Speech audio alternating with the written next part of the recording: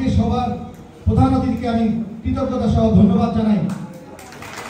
প্রত্যেকটি মানুষকে আলাদা আলাদাভাবে তাদের সাথে এই সেতুবন্ধন, এই মতবিনিময় সবার মধ্য দিয়ে এই ধরনের উদ্যোগ আরেকজনকে ত্যাগ করতে উৎসাহ দেখা, তখন কিন্তু নিজের কাছে নিজের ভালো জাতিত নেতা এতগুলি লোকের ত্যাগের বিনিময় কিন্তু সেই জায়গায় নেই। আজকে তাদের আত্মার মাগফিরাত কামনা করি। দেশনায়ক তারেক রহমানের যে ঐক্যের প্রতীক আজকে তারেক রহমান হয়ে আছেন, সুযোগ পাচ্ছি। দেখেন গতকালকে ইজ্জতের আল্লাহ কি পরিমাণে জেল খেটেছি 97 দিন, 3 মাস 7 দিন জেল খেটেছি। আসতে পারছি আজকে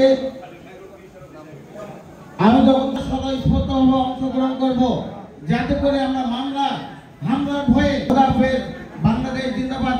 দুঃখিত, আর একটি কথা না বললে নয়, আমার বক্তব্য শেষ করছে। খোদা হাফেজ, বাংলাদেশ জিন্দাবাদ। শহীদ জিয়া অমরক।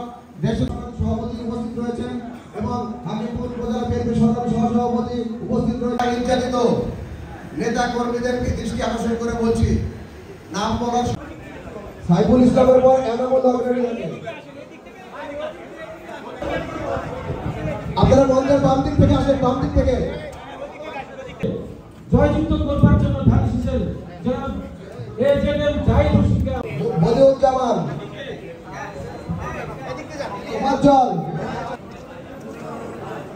আশরাফুল ইসলাম, উপজেলা যুবদল মোফাজ্জল হোসেন, সদস্য সচিব উপজেলা মহোদা, সভাপতি ছাত্রদল গোয়ালদার ইউনিয়ন, নাইদুল সাধারণ সম্পাদক 5 নম্বর ওয়ার্ড। এজাজ উপস্থিত আছে। এজাজের অনুপস্থিতিতে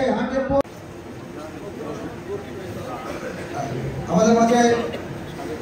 আর মনে রাখবেন, বিগত 17.5 বছর যে নির্যাতন নিষ্পেষণ বিএনপি এবং বিএনপি পরিবারের উপর হয়েছে, তার ধারাবাহিকতায় আমরা আজকে একটি পর্যায়ে এসেছি। এখনও আমাদের আন্দোলন সংগ্রাম শেষ হয়নি, আন্দোলন সংগ্রাম চলমান আছে।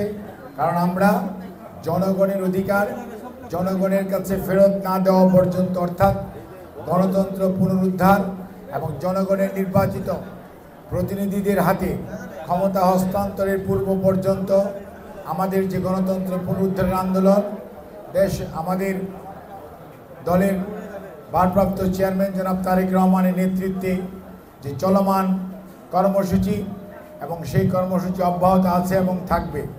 মনে রাখতে হবে, আজকে দেশি বিদেশি বিভিন্ন ষড়যন্ত্র হচ্ছে, তারপরেও গণতন্ত্র পুনরুদ্ধারের আন্দোলনে দেশের মানুষ আজকে ভারপ্রাপ্ত চেয়ারম্যান জনাব তারেক রহমানের নেতৃত্বে ঐক্যবদ্ধ।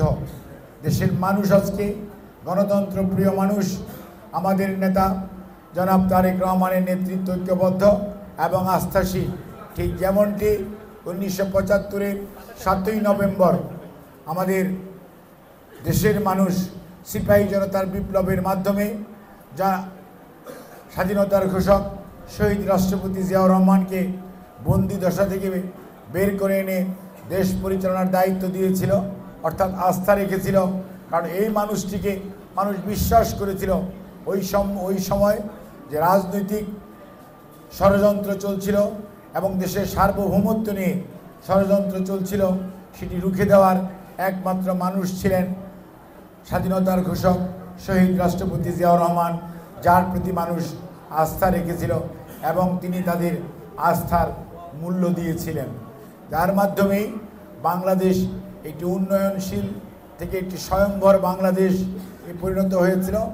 বাংলাদেশ পৃথিবীর মানচিত্রে একটি মর্যাদাশীল জাতি হিসাবে প্রতিষ্ঠিত হয়েছিল। তারই ধারাবাহিকতায় স্বৈরাচার আজকে দেশের সকল প্রতিষ্ঠানকে ধ্বংস করে দিয়ে আজকে দেশের অর্থনীতি বলেন, দেশের স্বাধীনতা সার্বভৌমত্ব বলেন, আজকে হুমকির সম্মুখীন। এই অবস্থার মধ্যে দাঁড়িয়ে দেশের মানুষ আজকে দ্রব্যমূল্যের কারণে দিশেহারা, দেশের জনজীবন আজকে অতিষ্ঠ। এই অবস্থার মধ্যে আমরা আমাদের দলের ভারপ্রাপ্ত চেয়ারম্যান জনাব তারেক রহমান 31 দফা রাষ্ট্র সংস্কারের কর্মসূচি দিয়েছেন, অর্থাৎ যেটার মাধ্যমে আগামী দিনে রাষ্ট্র পুনর্নির্মাণ বিনির্মাণ হবে এবং দেশের মানুষ তার জন্যই আস্থা রেখে দেশের সকল রাজনৈতিক দল আজকে কিন্তু 31 দফা রাষ্ট্র সংস্কারের কর্মসূচি গ্রহণ করেছে। কাজে এই কর্মসূচিকে যদি সফল করতে হয় তাহলে আমরা যারা বিএনপি পরিবারের সদস্য, এর বাইরেও যে মানুষগুলো আছে তাদেরকে বোঝাতে হবে, তাদেরকে ঐক্যবদ্ধ করতে হবে এবং বিএনপির পতাকা তলে নয়, 31 দফার যে কর্মসূচি সেই কর্মসূচির পতাকা তলে তাদেরকে ঐক্যবদ্ধ করতে হবে, যার মাধ্যমে যদি একটি ঐক্যবদ্ধ আমরা সত্যিকার অর্থে প্রচেষ্টা গড়ে তুলতে পারি তাহলেই আগামী দিনে যখন সুষ্ঠু এবং নিরপেক্ষ নির্বাচনের ব্যবস্থা হবে, অর্থাৎ জনগণ তার গণতান্ত্রিক অধিকার প্রতিষ্ঠা করার সুযোগ পাবে, তখনই নিশ্চয়ই এই জনগণ আপনাদের নেতৃত্বে 31 দফা রাষ্ট্র সংস্কারের যে কর্মসূচি আমাদের নেতা দিয়েছেন এবং বিএনপি দিয়েছে সেটির প্রতি আস্থা রেখে আপনাদের যে কাঙ্ক্ষিত লক্ষ্য, অর্থাৎ আগামী দিনে দেশের নেতৃত্ব ধানের শীষের হাতে তুলে দেওয়ার, সেটি যদি অর্জন করতে হয় মনে রাখতে হবে দেশের মানুষকে, সে হিন্দু হোক, মুসলমান হোক, অথবা বৌদ্ধ হোক, খ্রিস্টান হোক, অথবা সে যেই ধর্মেরই লোক হোক, মনে রাখতে হবে আমাদেরকে জাতীয় ঐক্য গড়ে তুলতে হবে 31 দফা রাষ্ট্র সংস্কার কর্মসূচির ভিত্তিতে।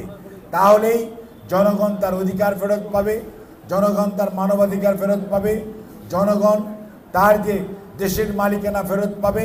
আর আজকে আপনারা যারা নির্যাতিত হয়েছেন মানে নির্যাতনে রয়েছেন সেই মানুষগুলিও তাদের নির্যাতন নিষ্পেষণের বিচার পাবে এবং আগামী দিনে মনে রাখতে হবে আপনার আমার প্রতি যত অত্যাচার নির্যাতন করা হয়েছে সে যে বা যারাই করে থাকুক না কেন তাদের বিচার এই বাংলার মাটিতেই হতে হবে। আর সেটি যদি নিশ্চিত করতে চান আপনার আগামী দিনে ধানের শীষের পতাকা তলে 31 দফার কর্মসূচির পতাকা তলে দেশনায়ক তারেক রহমানের হাতকে শক্তিশালী করার জন্য আপনাকে আমাকে ভূমিকা রাখতে হবে। কাজেই বন্ধুরা, আজকে কোনো অবস্থাতেই ভাবার কারণ নেই খামের ভিতরে কি আছে। মনে রাখতে হবে আমাদের কর্মসূচি কেবল শুরু। আমরা যে বা যারা যে কোনোভাবেই ক্ষতিগ্রস্ত হয়ে থাকি না কেন, বিগত 17 বৎসরের প্রত্যেকটি ক্ষতি, প্রত্যেকটি না পাওয়া বেদনা ইনশাআল্লাহ আগামী দিনে আজকের যে ইয়ং জেনারেশন তারা কেউ চাকরি বাকরি পায় নাই, সবাই আনএমপ্লয়েড অবস্থায় পড়ে আছে।